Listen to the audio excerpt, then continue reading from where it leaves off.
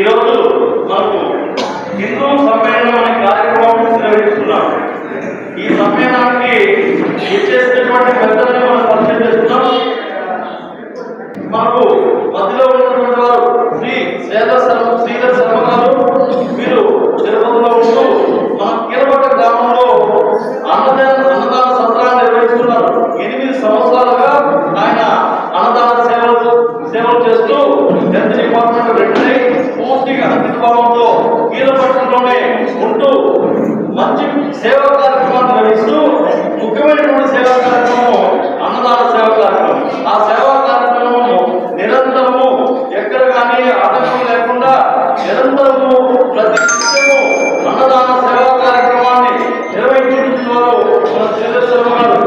వారు ఈనాటి కార్యక్రమానికి ముఖ్య అతిథిగా వచ్చారు. వారి ఇప్పుడు నమస్కారం తెలియజేస్తున్నారు. అలాగే మనకు నా పక్కనటువంటి వారు శ్రీ సత్యప్రకాష్ గారు. వారు హిందూ సమ్మేళనానికి స్వాగత కమిటీ అధ్యక్షులు. వారు పొలం మీద నివసిస్తున్నారు. వారు లయన్స్ క్లబ్లో కూడా సేవలు మరెన్నో సేవలని అందించినటువంటి వ్యక్తులు మంచి సేవా కార్యక్రమాలు చేస్తూ ఈనాడు మన హిందూ ధర్మం కోసం హిందూ సమ్మేళనానికి స్వాగత కమిటీలో అధ్యక్షులుగా వారు ఉన్నారు. వారు ఈ యొక్క వేదిక మీద ఆశలే ఉన్నారు. అలాగే ఈనాటి కార్యక్రమానికి హిందూ సమ్మేళన కార్యక్రమానికి చేసినటువంటి మన పెద్దలు శ్రీ సత్యనారాయణ గారు. వారు ప్రముఖుగా బాధ్యతగా ఉన్నారు. వారు మనకు ఈరోజు హిందూ సమ్మేళనానికి సమావేశానికి మనందరికి కూడా మార్గదర్శనం ఇవ్వాల్సిందిగా కోరుతున్నాం. అలాగే ఇప్పుడు ప్రస్తుతం మనకు జ్యోతి ప్రచురణ అనంతరం భక్తులు మనకు సందేశం ఇస్తారు. తర్వాత మన ముఖ్య భక్తులు మనకు సత్యనారాయణ గారు మనకు సందేశం ఇస్తారు. ఇప్పుడు ప్రస్తుతం మనకు అందరూ కూడా మనం జ్యోతి ప్రజలు చేయవలసిన పెద్దలు కోరుతున్నాం. వేదికగా నామలుగా ఇద్దరు పూజా కార్యక్రమానికి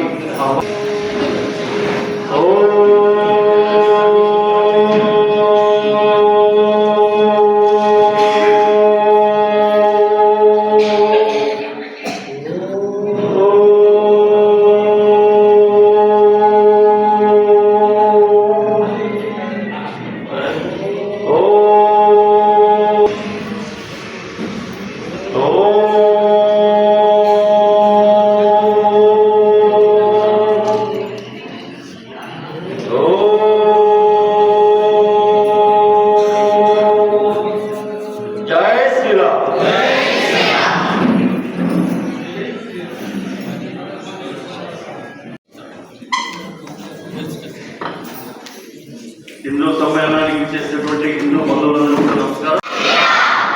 ఈ యొక్క కార్యక్రమంలో మొదట మన ముఖ్య అతిథి శ్రీ శ్రీధర్ శర్మ గారు మాట్లాడుతున్నారు.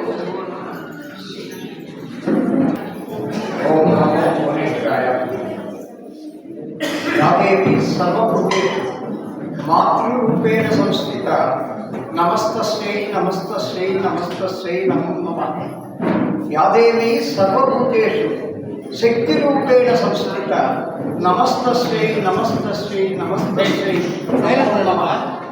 యాదేవి సర్వభూతేషు శాంతిరూపేణ సంస్థిత నమస్తస్యై నమస్తస్యై నమస్తస్యై నమో నమః. మొట్టమొదటిసారిగా మన మాతృమూర్తికి నమస్కరించుకొని సర్వం శ్రీనివాస పదార్పణం. ఈరోజు ఒక గొప్ప కార్యక్రమం. మనము పుట్టకముందు, మన దేశానికి స్వాతంత్రం రాకముందు మన దేశంలో జరుగుతూ ఉండేటువంటి పరిస్థితుల్ని చక్కదిద్దడానికి మహానుభావులు ఈ యొక్క గొప్ప సంస్థను ప్రారంభించారు. ఆ సంస్థ పేరు వింటేనే ఒళ్ళు పులకరిస్తుంది. అటువంటి గొప్ప సంస్థ ఆర్ఎస్ఎస్ సంస్థ 100 సంవత్సరాలు పూర్తి చేస్తున్న సందర్భంగా ఈ గ్రామంలో మాకు కలిగినటువంటి అదృష్టము, ఈ గ్రామంలో ఆ 100 సంవత్సరాల యొక్క ఆ హిందూ సమ్మేళనాన్ని జరుపుకోవడానికి మాకు అవకాశం ఇచ్చినటువంటి మన పెద్దలందరికీ కూడా మేము కృతజ్ఞతలు సమాంజలి. హిందూ ధర్మం అనేది ఒక మతం కాదు, ఒక జాతి కాదు. అది పూర్తిగా మనలో మమేకమైపోయినటువంటి మన ప్రతి రక్త బిందువులను ఇమిడిపోయినటువంటి ఒక గొప్ప ధర్మం సనాతన ధర్మం. కాకపోతే పరిస్థితుల వల్ల, పాశ్చాత్య ప్రభావం వల్ల, మనుషుల్లో కొంత కొత్తదనాన్ని వెతుక్కోవడం వల్ల అసలైనటువంటి వ్యవహారాన్ని పక్కకు పెట్టేశారు. మన హిందువులు ఇప్పటికైనా మేల్కోకపోతే భావితరాల్లో మన బిడ్డలకు మనం ఏమీ అందిలేకపోతామేమోననే తపన ఉంది. మాకైతే వయస్సు పూర్తి అయిపోతూ ఉంది. మన తర్వాతి తరాలకు ఏమీ సరైనటువంటి అవగాహన, మార్గదర్శకము, ఒక నిర్దేశకము లేకుండా పోతూ ఉంది. పూర్తిగా ఎంతసేపు నేను, నా సంసారం, నా బిడ్డలు అనే భావంతోనే ఉన్నారు. అయ్యా, మీకందరికీ దయచేసి మనస్ఫూర్తిగా ఆర్తిగా చెప్తూ ఉన్నాను. కొమ్మలకు రెమ్మలకు నీళ్లు పోస్తూ ఉన్నారు, వేర్లు ఎండిపోతూ ఉన్నాయి. దయచేసి వేరు ఎక్కడుందో చూడండి. కులాల పిచ్చితో, మతాల పిచ్చితో మీరు మీ స్వార్థంతో ఆ పైన నీళ్లు పోసుకుని పచ్చగా ఉంది లేదని భ్రమపడుతూ ఉన్నారు. కింద వేరు పూర్తిగా ఎండిపోతూ ఉంది. దయచేసి ఆ వేరు ఎక్కడుందో దానికి మనం నీళ్లు పోయాలా, దాన్ని ఆదరించాలా, ఆ మహావృక్షాన్ని మనం ఇంకా కొన్ని భావితరాల వాళ్ళకు అందించవాలి దాని ఫలాలని అనే విషయాన్ని ముఖ్యంగా మన శ్రీమూర్తులకు నేను మనస్ఫూర్తిగా విజ్ఞప్తి చేస్తున్నాను. తర్వాత మాత, మనకున్నటువంటి పంచమాతృకలను పూజించండి, పవిత్ర జీవనం గడపండి. ఇది మన సిద్ధాంతం. అంటే జన్మనిచ్చిన మాత, మన మాతృమాత గోమాత, ఆమె పూర్తిగా విస్మరించేశారు. ఈ కొన్ని మాఫియాలు చేరి మన చేత హిందువులకు ఏదైతే పూజ్యమైనటువంటి, ఆరాధించబడినటువంటి మాతృమూర్తో గోమాత, దాన్ని మన చేతులారా చంపేటువంటి పరిస్థితికి తీసుకొచ్చేశారు. దేశవాళీ ఆవులు, ఎద్దు, కోడదోడి ఈంటే అబ్బా నాకు మంచి బలం వచ్చింది, నాకు మంచి ధైర్యం వచ్చింది, నాకు డబ్బు వస్తుంది, 4 ఎద్దులు ఈనిందంటే, కోడదోడి ఈనిందంటే నా బిడ్డకు పెళ్లి చేసి అనుకుంటున్నాం మేము ఒకప్పుడు. కానీ ఇప్పుడు ఆమె విషం తీసుకుని మనకు అమృతాన్ని ఇస్తోంది. ఆ మాతను మనం నాశనం చేస్తూ ఉన్నాం.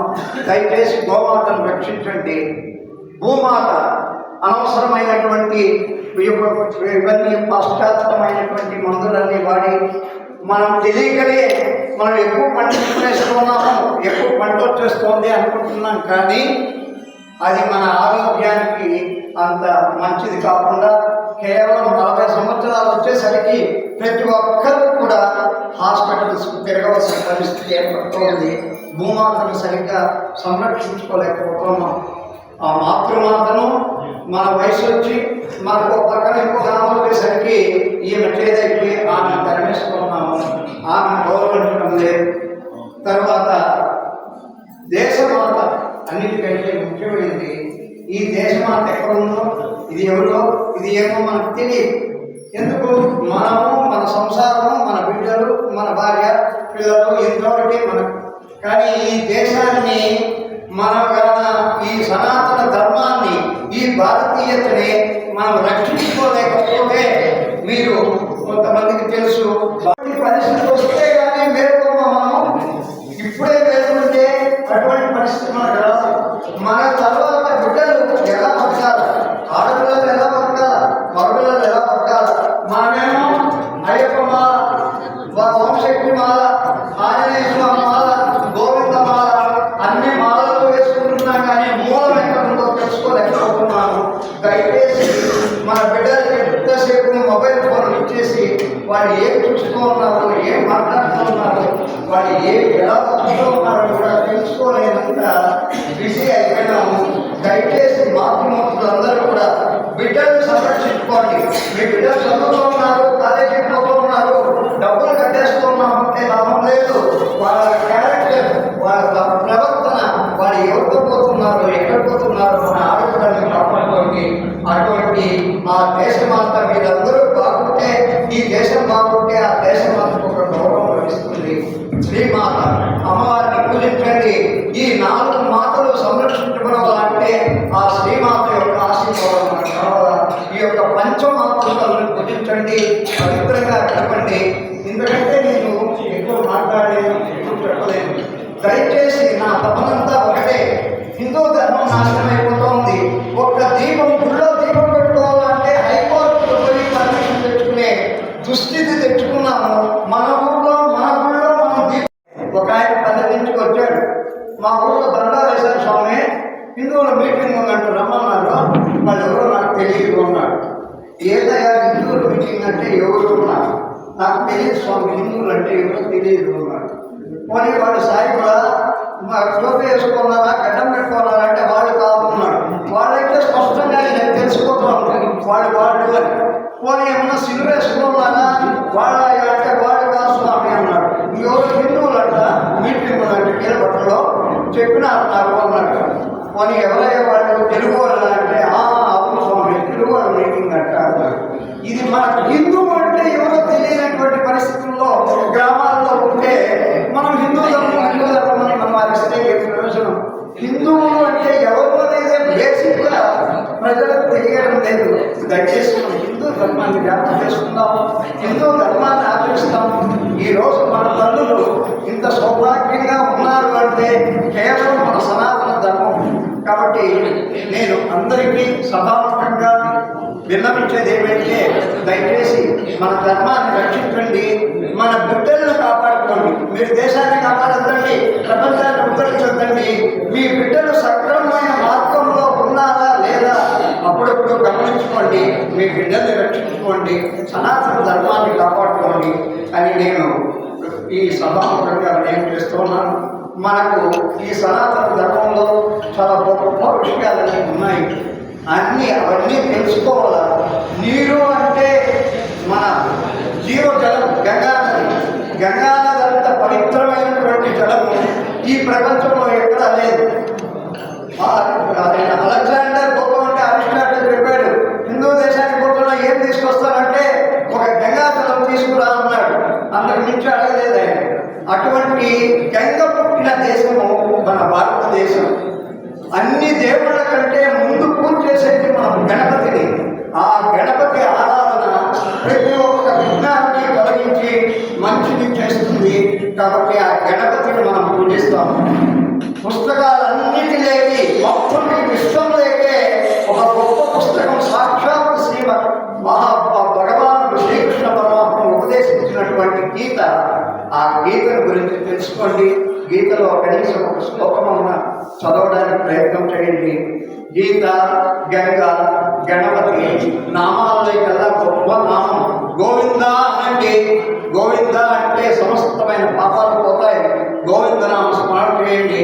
కనీసం శనివారం నాడు ఒకరోజు గుడికి వెళ్ళి ఏదో పోయినా దర్శనం చేసుకుంటున్నా అడ్డంగా దొరుకుతామా, నిలువుగా దొరుకుతామా, వాటి కొరికైనా 10 రూపాయలు ఇచ్చేసి వెళ్ళిపోతామా కాదు. ఒక 10 నిమిషాలు ఓపిక కూర్చొని భగవంతుడిని స్మరించండి. ఆ యొక్క గోవిందనామాన్ని స్మరించండి. అన్నిటికంటే పవిత్రమైనటువంటి మంత్రం గాయత్రి మంత్రం. ఆ గాయత్రి మంత్రాన్ని అపహాస్యం చేసే పరిస్థితి వచ్చేసింది. దయచేసి ఆ మంత్రాన్ని కూడా పరిరక్షిస్తున్నాం. ఈ విధంగా గంగ, గణపతి, గోవింద, గీత, ఆ గాయత్రి వీటినన్నింటినీ కూడా మన సనాతన ధర్మంలో మాత్రమే ఉంది, ఇంకెక్కడా లేదు. దయచేసి హిందూ బంధువులారా, శ్రీమూర్తులారా, మన ధర్మాన్ని రక్షించుకోండి, మన పిల్లల్ని రక్షించుకోండి, మన దేశాన్ని రక్షించండి. మన యొక్క సనాతన ధర్మాన్ని పరిరక్షించేదానికి మీ వంతు కృషి చేయండి.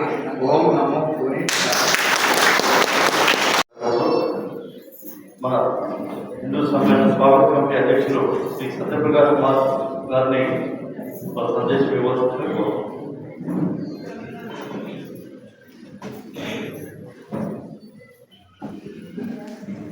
సభా సరస్వతికి అభివందనం.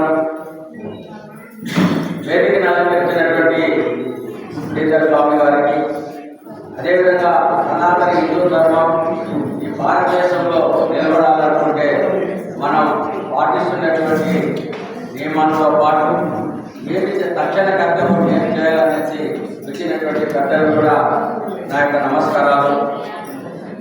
ఇక్కడికి వచ్చేసినటువంటి హిందూ బంధువులకు ప్రతి ఒక్కరు కూడా నా నమస్కారాలు. సుమారు 3 రోజులుగా మన యొక్క హిందూ సమ్మేళనం 5వ శంకరరావు అనేటువంటి కార్యక్రమంలో భాగంగా తెలియజేస్తున్నాం. అదేవిధంగా హిందువులందరూ కలిసి ఒక కార్యక్రమం చేసుకుంటామంటే ఎక్కడా కూడా సమీకరణ అనేది కావడం లేదు. అసలు మనము కులాల వారిగా విడిపోతున్నాము, హిందువులుగా ఎందుకు కలవలేకపోతున్నాము అనేది ప్రతి ఒక్కరు వారి యొక్క అంతరాత్మకు పరిశీలించవలసిన ప్రశ్న. ఎందుకంటే నా దేశం భగవద్గీత, నా దేశం అగ్ని పునీత సీత, నా దేశం కరుణాంతరంగా, నా దేశం సంస్కారకంగా శ్రీమన్నారాయణుడు నడయాడినటువంటి పుణ్యభూమి, కర్మభూమి, ధర్మభూమి ఈ యొక్క మన భారతదేశం. ఇక్కడ వేదాలు పుట్టినాయి. పాశ్చాత్యులు నాగరికత రానప్పుడే మన భారతదేశం ఎంతో అభివృద్ధి చెందిన భారతదేశం. ఈ ధర్మంలో మనం అందరూ హిందువులుగా పొందామంటుంటే అది మనం కోరిన సుకృతంగానే మనం పాటించాలి. కానీ మామూలు 200 సంవత్సరాలు మన దేశాన్ని పరిపాలన చేసిన, ఆన్లైన్లో 200 సంవత్సరాలు మన దేశాన్ని పరిపాలించిన, మన భారతదేశంలో ఉన్నటువంటి ఆగర్భ శ్రీమంతులైనటువంటి మన భారతదేశంలోని ఖజానా మొత్తం కూడా కొడగొట్టుకోకపోయినా మన సంస్కృతి సాంప్రదాయాలు కాపాడుకునేదానికి సుమారుగా ఈ 1000 సంవత్సరాల్లో కొన్ని కోట్ల మంది భారతీయులు, మన హిందువులు రక్త తర్పణం చేస్తే నేటికి కూడా ఈ హిందూ ధర్మంలో ఈ యొక్క భారతదేశం మనం హిందువులుగా గర్విస్తున్నామంటే కేవలం కొన్ని కోట్ల మంది భారతీయుల ప్రాణ త్యాగంతోనే ఈరోజు మనం హిందువులుగా ఉంటున్నాం. కేవలం 20 సంవత్సరాలు 30 సంవత్సరాల విదేశీయుల యొక్క పరిపాలనలో పోయినటువంటి అన్ని దేశాలు కూడా ఈ యొక్క దురాక్రమంతో వాళ్ళకి వెళ్ళిపోయింది. మన సాంప్రదాయాన్ని, మన కట్టు, మన కొట్టు ఇది కూడా మనం కాపాడుకోలేకపోతే బాబు గారు చెప్పినట్టు రాబోయే తరానికి మనం ఏమిస్తున్నాం. ఈ 1000 సంవత్సరాలలో మన సంస్కృతి కోసం కొన్ని వేల మంది, కోట్ల మంది ప్రాణత్యాగాలు చేస్తే మనం ఈరోజున్నామే. కనీసం ఈ హిందూ సమ్మేళనం కోసం మనం హిందువులందరూ ఒకటిగా ఉన్నాము అని చెప్పి నిరూపించుకోవడానికి ఏర్పాటు చేసిన కార్యక్రమాన్ని కూడా చుట్టుపక్కల ఉన్న వాళ్ళు మైకుల ద్వారా పెట్టుకున్నారు. కానీ చుట్టుపక్కల ఇళ్లలో ఉన్నటువంటి వాళ్ళు కూడా ఈ కార్యక్రమం రాకుండా పోవడం దౌర్భాగ్యం అనుకోవాలి. ఎక్కడ ఉంది ఐక్యమత్యం? ఎక్కడ ఏ విధంగా మనము ఐక్యమత్యంగా మనం ఉంటే మన హిందూ ధర్మం కాపాడుతుంది. ఈ రోజు మనం హిందువులుగా ఉన్నాం. ఇక్కడ స్త్రీలు వచ్చేసి ఉన్న స్త్రీలుగా ఇక్కడ వచ్చేసి కట్టు చూస్తేనే నమస్కారం పెట్టాలంటే సంస్కృతి సాంప్రదాయం ఆ రోజు వాళ్ళు కాపాడించారు. కాబట్టి ఈరోజు ఈ విధంగా మన పరిస్థితి మనం చూసుకునే పరిస్థితి ఉంటాం. ఎక్కడ అస్సాంలో జరిగితే మన నడవేత బాగేది, ఎక్కడ కాశ్మీర్లో జరిగితే నాకేది, ఎక్కడ కేరళతో నాకు జరిగితే నాకేది అనుకునే ఆలోచనలో హిందువులు అదేవిధంగా ఉండిపోయినారు. కాబట్టి మనకి హిందువుల్లో వచ్చేసి ఐక్యతే. 800 సుమారు 1000 సంవత్సరాల ముందు మహమ్మదీయులు ఇక్కడ వచ్చారంటే కేవలం వాళ్ళు వేల సంఖ్యలో, లక్షల సంఖ్యలో రాలేదు మన భారతదేశానికి. హిందువులలో ఐక్యత ఎప్పుడు లేకుండా పోయిందో, ఈ ఐక్యత లేని విధంగా మనతో కులం పేరుతో, మతం పేరుతో, ప్రాంతం పేరుతో విభేదాలు కల్పించి మనలో మనం కార్యక్రమాలు ఏర్పాటు చేసుకొని వాళ్ళు గొప్ప పట్టుకుంటూ వాళ్ళు రాజులు అయిపోయి మన బానిసలుగా పరిస్థితికి వచ్చింది. నేను రాజకీయ పరిస్థితులు అదే విధంగా ఉంది. కులం పేరుతో, మతం పేరుతో ఇక్కడ వేరు చేసే పరిస్థితి వస్తుంది. కానీ గడప లోపల కులం, బయట ఇంటి నుంచి బయట వస్తే మనమంతా హిందువులు అంటే ఆలోచనతో మనం అందరూ కూడా ఉన్నట్లయితేనే సనాతన ధర్మం కాపాడించడానికి మనకు వీలు వస్తుంది. కాబట్టి దయచేసి ఇక్కడికి వచ్చేసిన పెద్దలు అందరూ కూడా ముఖ్యంగా స్త్రీలకి తెలియజేసుకున్నది ఏమంటే ఈ రోజు నుంచే మన బిడ్డల్ని ఏ విధంగా పెంచాలి, మన క్రమశిక్షణ పెట్టుకోవాలి అనేది ముఖ్యంగా ఆడపిల్లల విషయంలో ఆడవారు అత్యంత జాగ్రత్తగా కూడా తీసుకోకపోతే మన ఆడపిల్లలు మనం తగ్గే పరిస్థితి లేదు. ఈ రోజు లవ్ జిహాద్ పేరుతో మన హిందూ అమ్మాయిలు ఏ విధంగా ట్రాప్ చేస్తున్నారు అనేది ప్రపంచంలో అందరూ కలిసి సినిమాల నుంచి ఏం జరుగుతుంది బయట ప్రపంచంలో ఎక్కువగా లేదు. ప్రతి ఒక్కరు అర్థమవుతుంది. ఒక బ్రాహ్మణ అమ్మాయిని ట్రాప్ చేసి ఒక ముస్లిం అమ్మాయికి ఇంత డబ్బు 2 లక్షలు అని చెప్పి ఫిక్స్ చేశారు. ఒక వైశ్య అమ్మాయికి ఫిక్స్ చేస్తే ఇంత, ఒక స్టేట్ అమ్మాయికి ఫిక్స్ చేస్తే ఇంత, ఒక దళిత అమ్మాయికి ఫిక్స్ చేస్తే రేటు ఫిక్స్ చేశారు. మన హిందువుల అమ్మాయిలని వాళ్ళ మతంలోకి ఏదో విధంగా లాక్కునే దానికోసం అమ్మాయికి రేట్ ఫిక్స్ చేసి వాళ్ళు ఒక పిల్లల్ని తయారు చేసి మన అమ్మాయిల పైకి వదులుతూ ఏ హిందువులుగా మన హిందూ అమ్మాయి అంటే క్షేత్రం బీజం మగవాడితే క్షేత్రం స్త్రీ. బీజం చెడిపోయినా నష్టం లేదు, క్షేత్రం కానీ చెడిపోతే వ్యవస్థ నుంచి వెళ్ళిపోతుంది. ఒక అమ్మాయి వేరే మతంలోకి వెళ్ళిపోతే ఆమె సంతతి నుంచి మళ్ళీ తర్వాత సంతతి కూడా మతం మారిపోయినట్లే. కాబట్టి ముఖ్యంగా అమ్మాయిల్ని బయటలో చదివిస్తున్నారు, బయటలో ఉద్యోగాలు చదివిస్తున్నారు. పిల్లలు పాశ్చాత్యమైనటువంటి ఈ నాగరికత అలవాటు పడి మనకు దూరంగా ఉండి అక్కడ ఉన్నటువంటి వాళ్ళ యొక్క ఫ్రెండ్షిప్తో సావాస దోషం వల్ల వాళ్ళు ఏం చేస్తున్నారు అనేది కూడా పెద్దలు అయినటువంటి మన మందులు గమనిస్తూ ఉండాలి. మనకి బిడ్డలు కూడా ఇదే విధంగా క్రమశిక్షణతో నేర్పించి ఉండాలి. చిన్న పాప వాళ్ళ ఇతర మతస్థులు చిన్న బిడ్డలుగా ఉండేటప్పుడు వాళ్ళందరికీ కూడా వాళ్ళ యొక్క మతం గురించి, వాళ్ళ యొక్క పురాణం గురించి, వాళ్ళ బైబిల్ గురించి చెప్తున్నారు. మన ఇంట్లో ఎంతమంది మన బిడ్డలకి మన భగవద్గీత, రామాయణ, ఇతిహాస పురాణాలు చూపిస్తున్నాం. కనీసం టీవీలో వచ్చే ప్రోగ్రాంలు మనం చూపిస్తున్నాం. కనీసం ఎంతమంది మనం చేస్తున్నాం అనేది ముఖ్యంగా గమనించండి. ఇప్పటికీ కాలాతీతమైంది. ప్రతి ఒక్కరికి ఇక్కడ వచ్చినటువంటి అందరూ కూడా మన హిందూ ధర్మం మీద అక్కడ ఉన్నటువంటి వ్యక్తులే మన హిందూ ధర్మం ఏ విధంగా కాపాడుకోవాలన్నటువంటి ఉండేవాళ్ళే. ఎందుకంటే మన భారతదేశం భిన్నత్వంలో ఏకత్వం, భిన్న భాషలతో భిన్న సంస్కృతుల్లో ఉన్నప్పటికీ కూడా భారతీయులందరూ మనం ఒకటే అనుకొని మనం అనుకుంటున్నాం. కానీ ఇతర మతస్థులు వాళ్ళ యొక్క మత ప్రచారం కోసం చేసేటువంటి వాళ్ళలో మన హిందువులుగా పక్కకు నిలిగిపోతున్నాం. కాబట్టి దయచేసి మనం అందరూ హిందువులుగా ఉండేదాని కోసం భారతదేశాన్ని ఇదే విధంగా నేటి తరం నుంచి రాబోయే తరానికి మనం అందించాల్సిన అవసరం ఎంతో ఉంది. దీనికోసమే ఈ యొక్క RSS ఏర్పాటు చేసి 100 సంవత్సరాలైన ఈ సందర్భంలో ప్రతి గ్రామంలో, ప్రతి పల్లెలో, ప్రతి పట్టణంలో కూడా ఈ యొక్క కార్యక్రమం చేయడానికి RSS కంకణం కట్టుకుంది. దీనికి ప్రతి ఒక్క ఇక్కడ పార్టీలకు అతీతంగా, ఇక్కడ కులాలకు అతీతంగా జరిగేటువంటి మనందరూ భారతీయులైనటువంటి ఆలోచనతో చేసేటువంటి కార్యక్రమం కాబట్టి ప్రతి గ్రామంలో కూడా పల్లెలో కార్యక్రమం పెద్ద పంచాయతీలో చేస్తున్నారు, శ్రీకాకుళంలో చేస్తున్నారు, వైరెడ్లో చేస్తున్నారు. ప్రతి గ్రామంలో కూడా జిల్లా దేశవ్యాప్తంగా కూడా చేసే ఈ కార్యక్రమంలో బంధువులందరూ, హిందూ బంధువులు ఎక్కడ పడితే అక్కడ మనం పిలవాల్సిన పని మన కార్యక్రమం నన్ను పిలవలేదా, నాకు తెలియని వాళ్ళకి చెప్పి ప్రతి ఒక్క చోట కూడా మన ఐక్యతని చూపించుకోకపోతే మనం కూడా పలసగా ఒక కార్యక్రమం చేసి 50 మందితో 100 మందిలో చేసుకుంటే బయట మధ్యస్థులు కూడా మనం హేళన చేసే పరిస్థితి వస్తుంది. కాబట్టి దయచేసి హిందూ సమ్మేళనం ఏర్పాటు చేసినప్పుడు మన హిందువులకు సంబంధించిన ఏ కార్యక్రమమైనా ప్రతి ఒక్కరు కూడా ఈ కార్యక్రమంలో పాల్గొవాలా. ఇక్కడ వచ్చేసి కులాల ప్రసక్తి ఏం లేదు, హెచ్చు తగ్గుల పరిస్థితి ఏం లేదు. మనమంతా ఒకటే ఆలోచనతో మన ఈ కార్యక్రమం తీసుకోవాలి. ఇంకా మన నుంచి దూరమైనటువంటి ఇతర మతాలకు పోయినటువంటి వారిని కూడా మనం వచ్చేసి మన హిందూ మతంలో తీసుకునే దానికి ప్రయత్నం చేయాలి. ఎందుకంటే కొట్టి ఇంకో చంప చూపించే కాలాలు పోయింది. ఒక దెబ్బకి దెబ్బ లేకపోతే మన హిందువులుగా బతికే పరిస్థితి కూడా లేదు. ఎంతో ధైర్యం ఉంటే కానీ 15 నిమిషాలు నాకు సమయం పోలీసు వాళ్ళు, మిలిటరీ వాళ్ళు పక్కకు వెళ్ళిపోతే హిందూ మతాన్ని హిందువులే రుచుకోవటం కోసం ఉన్నా కూడా సుమోటా కేసు తీసుకోకుండా వారికి ఎటువంటి శిక్షణ వేయకుండా అట్లే వాళ్ళు కొనసాగిస్తున్నారంటే మన యొక్క హిందువుల యొక్క ఓటు బ్యాలెన్స్, మన ఓటుతో వాళ్ళు గెలిచి మన హిందువుల నాశనం కోరుకునే వాళ్ళు కూడా చేతులు కలిపి ఈరోజు ప్రభుత్వాలు నిర్ణయించేటువంటి కొన్ని చోట్ల ఉన్నాయి. కాబట్టి మన హిందువులంతా ఒకటిగా ఉన్నప్పుడే నాయకులు కూడా మనల్ని మతిస్తారు. కులాల వారిగా మతించేది కాదు, హిందువులుగా మనం మతించాలి. ఎక్కడేం జరిగినా వాళ్ళ యొక్క టోపీలు పెట్టుకోవడము, వాళ్ళ యొక్క పద్ధతి ప్రకారం వాళ్ళ గుళ్ళు, వాళ్ళ చర్చలకి, వాళ్ళ యొక్క మసీదులకు పోయి చేస్తున్నారే అదే నాయకులు మన హిందూ సమ్మేళనానికి వచ్చినప్పుడు మనం అడగాల్సిన ఒకటే క్వశ్చన్, మా దేవాలయం మాకు అప్పగించండి. మా దేవాలయంలో వచ్చేటువంటి ఆర్థికం మొత్తం కూడా మా దేవాలయ అభివృద్ధికి, హిందువుల యొక్క డెవలప్మెంట్ కోసము ఖర్చు పెట్టండి. చర్చుల మీద, మసీదుల మీద వచ్చే ఆదాయంలో ప్రభుత్వానికి పత్రం లేనప్పుడు మన హిందూ దేవాలయం మీద, ధార్మిక సంస్థల మీద వచ్చే ఆదాయం కేవలం హిందువుల డబ్బుతోనే ఏర్పడింది. అక్కడ ప్రభుత్వం డబ్బు ₹1 లేదు. మన యొక్క భక్తులు ఇచ్చే డబ్బులను అక్కడ ప్రభుత్వాలకు ఉపయోగించుకొని ఇతర మతాల యొక్క డెవలప్మెంట్ ఖర్చు పెట్టు. మన కన్నులతో మన చేతి కన్ను వేలుతోనే కన్ను కొట్టేటువంటి సంస్కారం ఎప్పుడో స్టార్ట్ అయిపోయింది.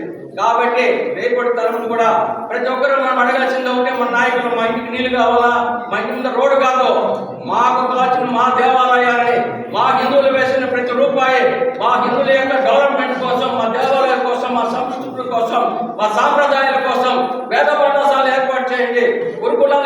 చేయండి, చదువుకున్నటువంటి వ్యక్తులు ఇవ్వండి అని చెప్పేసి గట్టిగా మనం నాయకుల్ని నిలదీసినప్పుడే మన హిందూ ధర్మం ఇంకా కొన్ని రోజులైనా బట్టకట్టేదానికి అవుతుంది. ఎందుకురా అంటే మనం ఎన్ని చట్టాలు కట్టినా, ఎన్ని గుడులు కట్టుకున్నా, ఎన్ని భజనలు చేసినా అక్కడ కాదు, వాళ్ళు కేవలం జనాభా పెంచుకుంటూ పోతున్నారు. మన భారతదేశం మతతత్వ దేశంగా విడిపోయినప్పుడు భారతదేశంలో ముస్లింల సంఖ్య ఎంత, పాకిస్తాన్లో హిందువుల సంఖ్య ఎంత, కోట్ల సంఖ్యలో ఉన్నటువంటి సంఖ్య ఈరోజు లక్షలకు వేలకు మూడు సంఖ్యకు వచ్చేసింటే మన భారతదేశంలో ఇతర మతస్థుల సంఖ్య వేలకు లక్షలుగా అయిపోయి ఈరోజు 34% వచ్చేసారంటే ఇంకా 50% లేకపోతే మన పరిస్థితి ఏమో మనం కూడా కనుక్కోవాలి. ఈరోజు వినాయక చవితికి ఒక కార్యక్రమం మనం చేయాలనుకుంటే ప్రభుత్వం దగ్గర పర్మిషన్ తీసుకొని మనం మైక్ కట్టుకునే పరిస్థితికి వచ్చాం. మహారాష్ట్ర పక్క ఒక గుళ్ళోగా ఒక ఇందులో ఉన్నటువంటి వాళ్ళు ఇంట్లో పూజలు చేసుకుంటా ఉంటే గంట కొట్టి దేవుని హారతి ఇస్తా ఉంటే గంట శబ్దం వచ్చిందని చెప్పి బయట పిలిచి చిత్రహింసలు కొట్టే సంపేశాడు. కత్తిలతో కూడా పడవలేదు, కొట్టిన దెబ్బలకి ఆ పెద్ద ఆయన చనిపోయినాడు.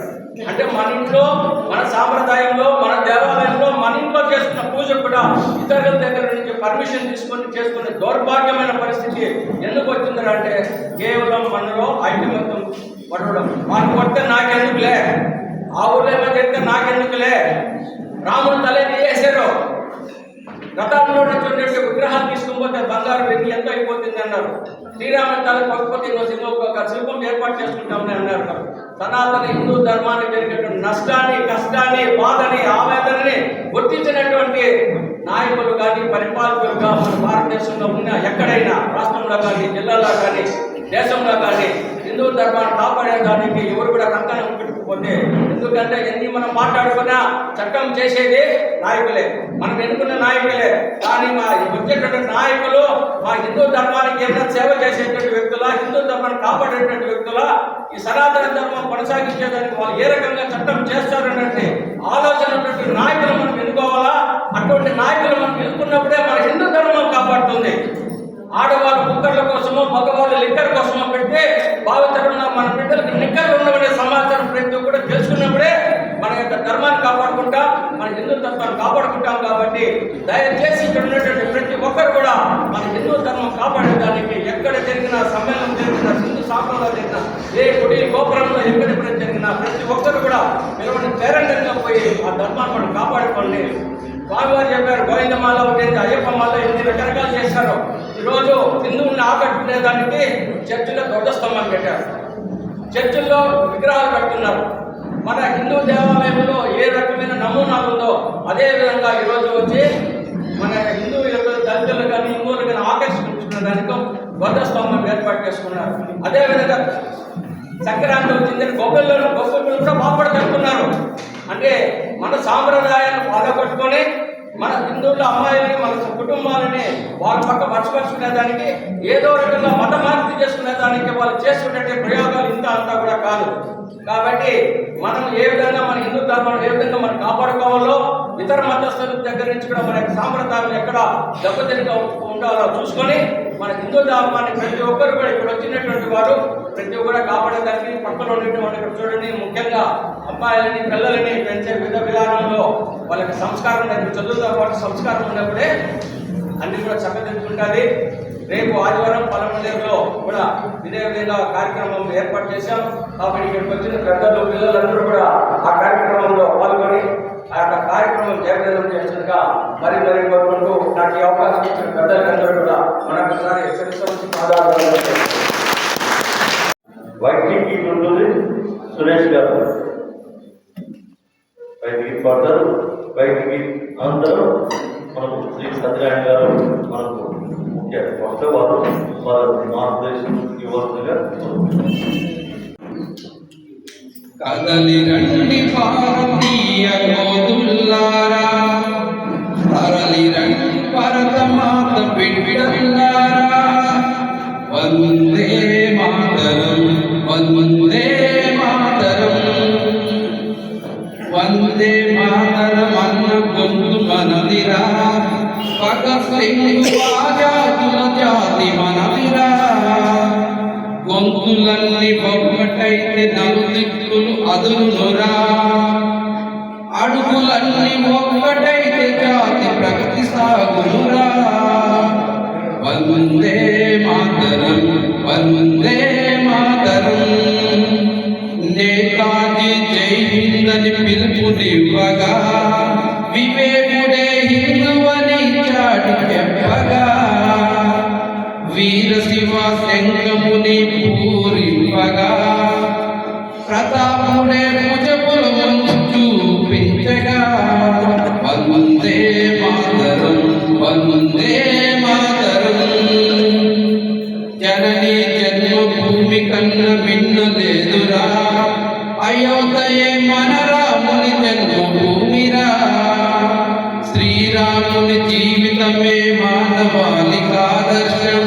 శ్రీరాముని మందిరమే స్వాభిమాన సంకేతం. వందే మాతరం, వందే మాతరం. కదలి రండి భారతీయ యోధులారా, తరలి రండి భరతమాత బిడ్డలారా. వందే మాతరం, వందే మాతరం, వందే మాతరం. ఈనాటి గంగవరం మండల హిందూ సమ్మేళన కార్యక్రమంలో వేదిక మీద ఉన్నటువంటి ఈ కార్యక్రమానికి ముఖ్య అతిథి అయినటువంటి శ్రీ శ్రీధర్ శర్మ గారికి, హిందూ సమ్మేళన స్వాగత సమితి అధ్యక్షుడైనటువంటి శ్రీ సత్యప్రకాష్ గారికి, అదేవిధంగా వేదిక ముందున్నటువంటి పెద్దలకి, మాతృమూర్తులందరికీ, ప్రతి ఒక్కరికి పేరు పేరున చరణాలకు నమస్కరిస్తూ, కార్యక్రమంలో ఉన్నటువంటి హిందూ బంధువులారా, కేలపట్ల గ్రామ హిందూ సోదరీమణులారా, ఈరోజు ఇటువంటి కార్యక్రమాలు భారతదేశ వ్యాప్తంగా ఈ డిసెంబర్ నెలలో సుమారు 1,00,000 హిందూ సమ్మేళన కార్యక్రమాలు ఈ దేశవ్యాప్తంగా కూడా జరుగుతూ ఉన్నాయి. దీనికి గల కారణం ఏమిటి అంటే, ఇందాక శ్రీధర్ శర్మ గారు ప్రారంభంలో ఉపన్యాసం చేస్తూ చెప్పారు, ఒక సంస్థ పేరు వినగానే రోమాలు ఉప్పొంగుతాయి, ఒక రోమాంచితమైనటువంటి సంఘటన ఎదురవుతుంది. అటువంటి సంస్థ యొక్క ప్రారంభమయ్యి 100 సంవత్సరాల కాలఘట్టంలో పూర్తి చేసుకుని 101వ సంవత్సరంలోకి మనం పోయినటువంటి విజయదశమి రోజు 101లో అడుగుపెట్టినటువంటి సంస్థ రాష్ట్రీయ స్వయం సేవక సంఘం అనేటువంటి RSS అనేటువంటి సంస్థ.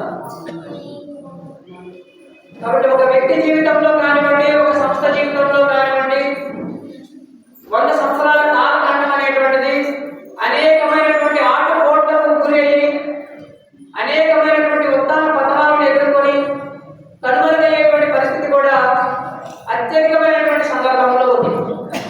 కానీ రాష్ట్రీయ స్వయం సేవక సంఘం RSS 100 సంవత్సరాలు అయినప్పటికీ కూడా నిత్య నూతనంగా ఈ రోజుకి కూడా ప్రపంచ దేశాలలో భారతదేశానికి శత్రు దేశాలైనటువంటి అధ్యక్షుల చేత కూడా వాళ్ళు కూడా స్మరణ చేసే విధంగా, స్మరించే విధంగా ఈ సంస్థ ప్రపంచంలోనే ఈ రోజు ఒక అత్యంత పెద్ద స్వచ్ఛంద సేవా సంస్థగా, ప్రపంచంలోనే ఎక్కువ మంది వాలంటీర్స్ ఉన్నటువంటి సంస్థగా ఈ రోజు రాష్ట్రీయ స్వయం సేవక సంఘం అనేది ప్రపంచంలో మనుగడ సాగిస్తూ ఉంది.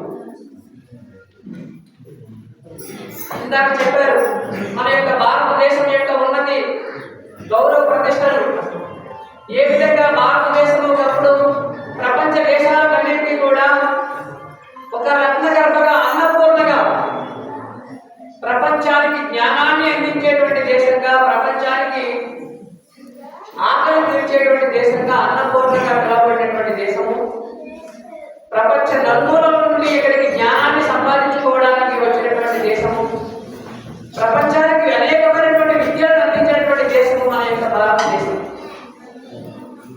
కాలక్రమంలో అలెగ్జాండర్ దగ్గర నుంచి ఆంగ్లేయుల వరకు, క్రీస్తు పూర్వం 3వ శతాబ్దం దగ్గర నుంచి 1947 మన భారతదేశానికి స్వతంత్రం వచ్చేంత వరకు కూడా సుమారు ఒక 2200 సంవత్సరాల పాటు మన భారతదేశం మీద అనేకమైనటువంటి జాతులు ఈ దేశం మీద దాడి చేసింది.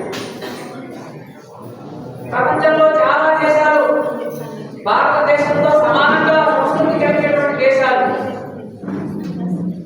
భారతదేశంతో పాటే పుట్టి పెరిగినటువంటి దేశాలు అనేకమైనటువంటి దేశాలు 1, 2, 3 దండయాత్రలు ఆ దేశం మీద జరిగితే నామరూపాలు లేకుండా వాటి చరిత్ర ఆనవాళ్ళు కూడా లేకుండా విడిచిపెట్టిపోయినటువంటి సందర్భం. కానీ భారతదేశము 2200 సంవత్సరాల పాటు దాడి చేసినప్పటికీ కూడా, ఇప్పటికీ దాడులు జరుగుతున్నప్పటికీ కూడా ఈ దేశం నిలబడగలిగింది. కాబట్టి కారణం ఏమిటి? 1835వ సంవత్సరంలో లార్డ్ మెకాలే అనేటువంటి వ్యక్తి ఈ దేశానికి వైస్రాయ్గా వచ్చి, బ్రిటిష్ ఇంగ్లాండ్ నుంచి ఈ దేశానికి వచ్చి ఈ దేశం అంతా కూడా ఒకసారి పర్యటన చేసి ఆయన వాళ్ళ బ్రిటిష్ పార్లమెంట్కి ఒక ఉత్తరం రాస్తాడు. ఈ రోజుకి కూడా మనం యొక్క గూగుల్లో కొట్టినట్లయితే లార్డ్ మెకాలే లెటర్ అని కొట్టినట్లయితే ఆ ఉత్తరం అది గూగుల్లో వస్తుంది. అందులో ఏమని రాశారంటే ఆ వ్యక్తి, నేను భారతదేశం ఈ మూల నుంచి ఆ మూల వరకు నిలువుగా అటక్ నుంచి కటక్ వరకు, కాశ్మీర్ నుంచి కన్యాకుమారి వరకు తిరిగాడు. మొత్తం అంతా కూడా పాదయాత్ర చేశాను ఈ దేశంలో.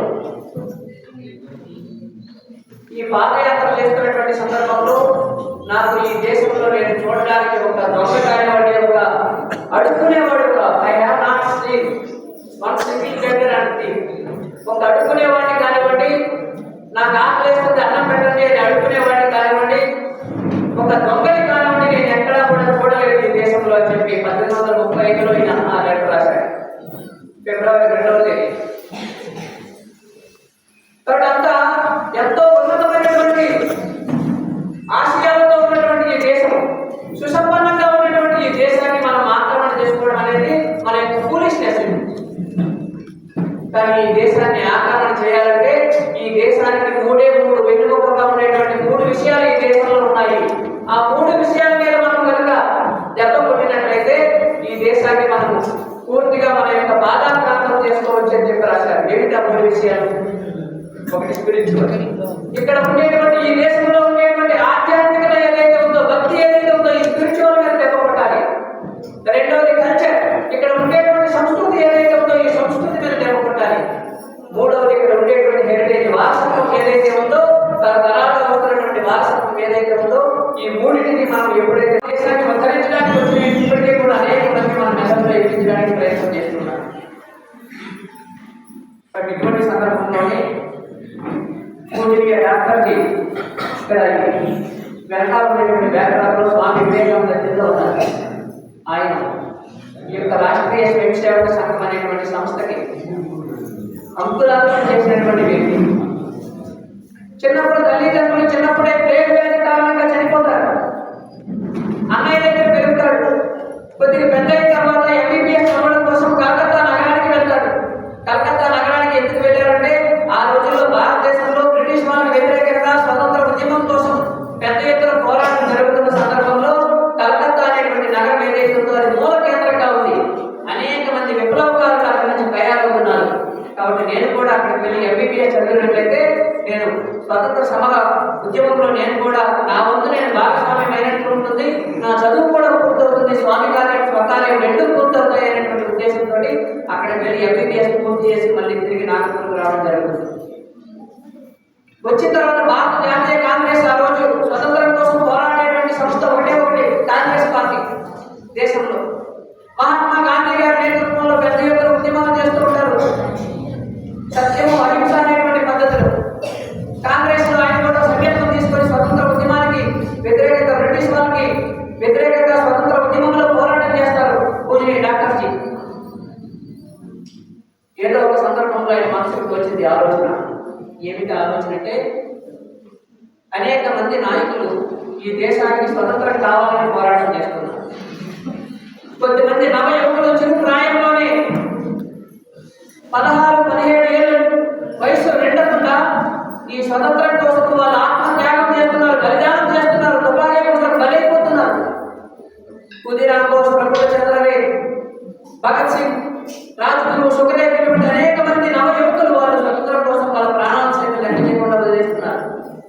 కొద్దిమంది అహింస అనేటువంటి పద్ధతిలో గాంధీ నేతృత్వంలో పనిచేస్తున్నారు. కొద్దిమంది మితవాదుల రూపంలో, అతివాదుల రూపంలో ఈ విధంగా ఎవరికి తోచిన మార్గంలో వాళ్ళు స్వతంత్రం కోసం పోరాటం చేస్తున్నారు. కానీ ఏ ఇద్దరు వ్యక్తులు కూడా వాళ్ళ లక్ష్యం ఉంటే ఈ దేశానికి స్వతంత్రం కావాలి. కానీ ఏ ఇద్దరు కూడా కలిసి పనిచేయడానికి ముందుకు రావడం లేదు. ఏమిటి ఈ దేశానికి పట్టినటువంటి దౌర్భాగ్యం? అందరి లక్ష్యము టార్గెట్ ఒకటే అయినప్పుడు అందరూ కలిసి ఒకే విధంగా ఎందుకు అడుగు ముందుకు వేయకూడదు? అసలు ఈ నిర్ణీత ఎందుకు వచ్చింది మనకు? ఈ అనాయకత ఎందుకు వచ్చింది మనకి? ఇది ఆలోచన చేశారు. ఇది ఆలోచన చేసిన తర్వాత వారికి తట్టినటువంటి ఆలోచన ఏంటంటే, వారి నెలలో వచ్చినటువంటి ఆలోచన ఏంటంటే, ఒకవేళ ఈ దేశానికి మళ్ళీ స్వతంత్రం వచ్చినప్పటికీ కూడా ఏ విధంగా అయితే అలెగ్జాండర్ దగ్గర నుంచి ఆంగ్లేయుల వరకు ఏ విధంగా ఈ దేశాన్ని ఆక్రమణ చేయడానికి వచ్చారో, బ్రిటిష్ వాడు వెళ్ళిపోయిన ఇంకొక దేశం నుంచి ఇంకొకటి వచ్చి ఆక్రమణ చేస్తే మళ్ళీ ఈ దేశం స్వతంత్రాన్ని కోల్పోతుంది. కాబట్టి అలా రాకుండా ఉండాలంటే నా దేశం సర్వశక్తివంతంగా ఉండాలి. అలా ఉండాలి అంటే ఈ దేశానికి నిజమైనటువంటి వారసులు యజమానులు ఎవరైతే ఉన్నారో వాళ్ళందరూ ఇందాక చెప్పారు,